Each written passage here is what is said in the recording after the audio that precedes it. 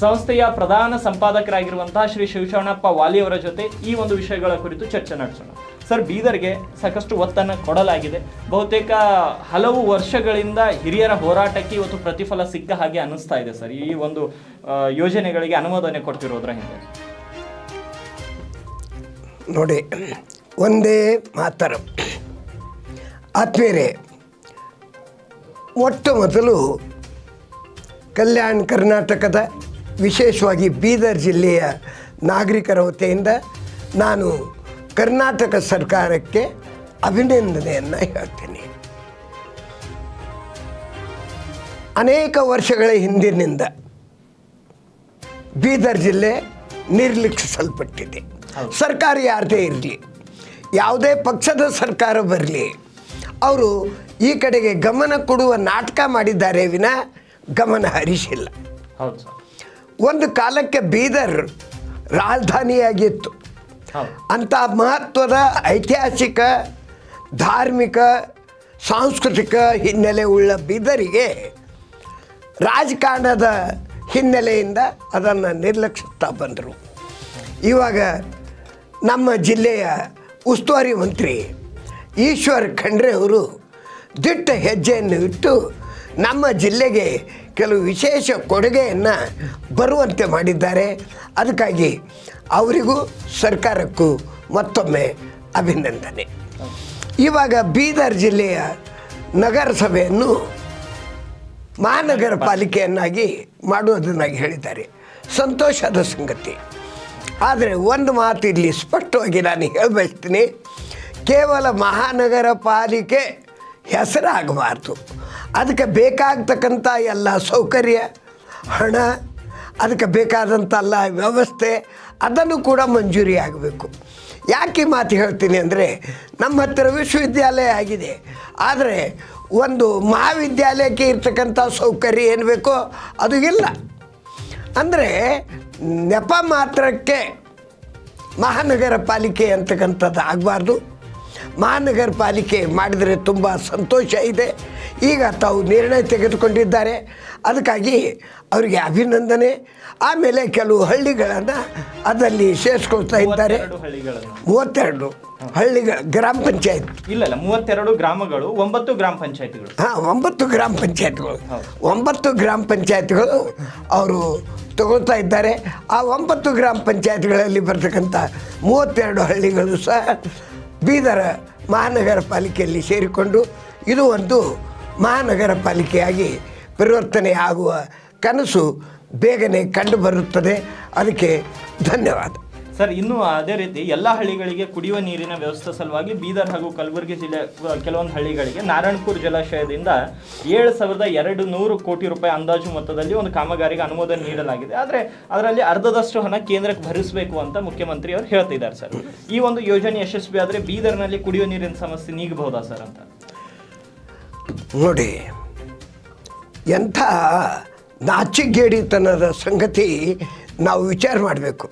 ನಾವು ಸ್ವತಂತ್ರರಾಗಿ 75 ವರ್ಷ ಕಳೆದು ಹೋದ್ವು, ಆದರೆ ಇವತ್ತಿನವರೆಗೆ ಎಲ್ಲ ಗ್ರಾಮಗಳಿಗೆ ಸ್ವಚ್ಛವಾದಂಥ ಕುಡಿಯುವ ನೀರಿನ ವ್ಯವಸ್ಥೆ ಮಾಡಲು ಆಗಿಲ್ಲ.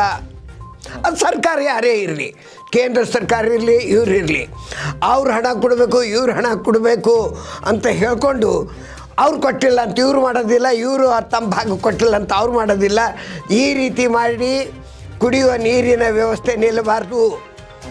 ಪುಕ್ಕಟೆ ಅಂಕಿ ಹಂಚ ಕೆಲಸ ಮಾಡ್ತಾರೆ, ಕೇಂದ್ರದವರು ಮಾಡ್ತಾರೆ, ರಾಜ್ಯದವರು ಮಾಡ್ತಾರೆ. ಆದರೆ ಪುಕ್ಕಟೆ ನೀರು ಕೊಡೋ ವ್ಯವಸ್ಥೆ ಮಾಡೋ ಆಗುತ್ತಾ ಇಲ್ಲ.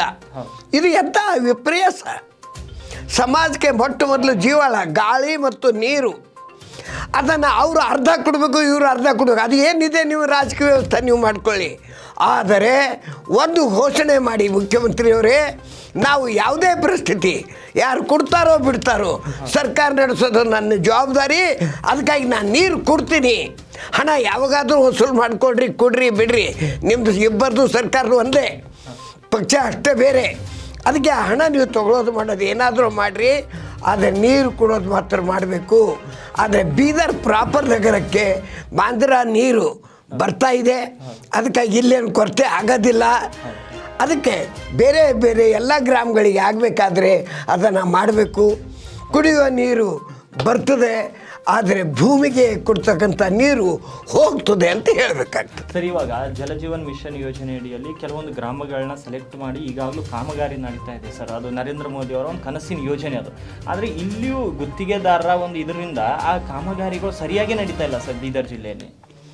ಅಲ್ಲ, ನೀರಿನ ವ್ಯವಸ್ಥೆ ಯಾವಾಗಲೂ ಕೊರತೆ ಇಲ್ಲ ಬೀದರ್ ಜಿಲ್ಲೆಗೆ. ಆದರೆ ಸರ್ಕಾರದ ನಿರ್ಲಕ್ಷ್ಯ, ಜನರದ ಅಜ್ಞಾನ ಅದೆಲ್ಲ ಸೇರಿಕೊಂಡು ಅದನ್ನು ಆಗ್ತಾಯಿದೆ.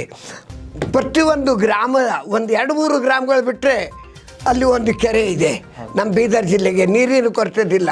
ಆದರೆ ಅದು ಒತ್ತುವರಿಯಾಗಿವೆ, ಕೆಲವು ತಿಪ್ಪಿಗುಂಡೆಗಳಾಗಿವೆ, ಕೆಲವರು ಮನೆಗಳು ಕಟ್ಕೊಂಡು ಇದು ಮಾಡಿದ್ದಾರೆ.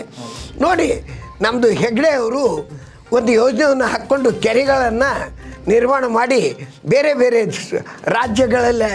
ರಾಜ್ಯದ ತುಂಬ ಎಲ್ಲ ಜಿಲ್ಲೆಗಳಲ್ಲಿ ಕಾರ್ಯ ಮಾಡ್ತಾ ಇದ್ದಾರೆ. ನಮ್ಮ ಬೀದರ್ ಜಿಲ್ಲೆಯಲ್ಲಿನ ಒಂದು ಕೆರೆಯನ್ನು ಅವರು ಮಾಡಿದ್ದಾರೆ. ಈ ರೀತಿಯಿಂದ ಸರ್ಕಾರ ಮನಸ್ಸು ಮಾಡಿದರೆ ಆ ಗ್ರಾಮದವರೇ ಕೂಡಿಕೊಂಡು ಅದನ್ನು ಮಾಡ್ಬೋದು. ಅದಕ್ಕೆ ಪ್ರೋತ್ಸಾಹ ಬೇಕು. ಅದ್ರ ಸಲುವಾಗಿ ನೆಪಗಳು ಹಾಕಿ ಹಾಳು ಮಾಡ್ತಾ ಇದ್ದಾರೆ ವಿನ ಇಲ್ಲಿ ನೀರಿನ ಕೊರತೆ ಇಲ್ಲ, ಯೋಜನೆಯ ಕೊರತೆ ಇದೆ, ಮನಸ್ಸಿನ ಕೊರತೆ ಇದೆ. ಸರ್, ಇವಾಗ ಏನು 59.80 ಕೋಟಿಯಲ್ಲಿ 3 ಮಹಡಿಗಳನ್ನು ಒಳಗೊಂಡಿರುವ ಬೀದರ್ ಜಿಲ್ಲಾ ಸಂಕೀರ್ಣ ಕಟ್ಟಡ ನಿರ್ಮಾಣಕ್ಕೆ ಅನುಮೋದನೆಯನ್ನು ಕೊಟ್ಟಿದ್ದಾರೆ ಸರ್ ನಿನ್ನೆ ಸಚಿವ ಸಂಪುಟ ಸಭೆಯಲ್ಲಿ ಸರ್. ಹಾಂ, ಪ್ರತಿಯೊಂದು ತಾಲೂಕಾದಲ್ಲಿಯೂ ತಾಲೂಕಾ ಸಂಕೀರ್ಣ ಮಿನಿ ವಿಧಾನಸೌಧ ಅಂಥೇಳಿ ಆಗಿ ಎಷ್ಟೋ ಕಾಲ ಆಯಿತು. ಹೌದು ಸರ್, ಇವಾಗ ಅದ್ರ ಹೆಸರು ಬದಲಾವಣೆ ಮಾಡಿದ್ದಾರೆ ಸರ್, ಪ್ರಜಾಸೌಧ ಅಂತ ಮಾಡಬೇಕಂತ ನಿನ್ನೆ ಅದೇ ಹೇಳಿದ್ದಾರೆ ಸರ್. ಮಾಡಿ ಎಷ್ಟೋ ದಿವಸ ಆಯಿತು. ಇವಾಗ ಅದು ಪ್ರಜಾಸೌಧ ಆಗ್ತಕ್ಕಂಥ ಒಂದು ಹಾದಿಗೆ ಬಂದಿದೆ.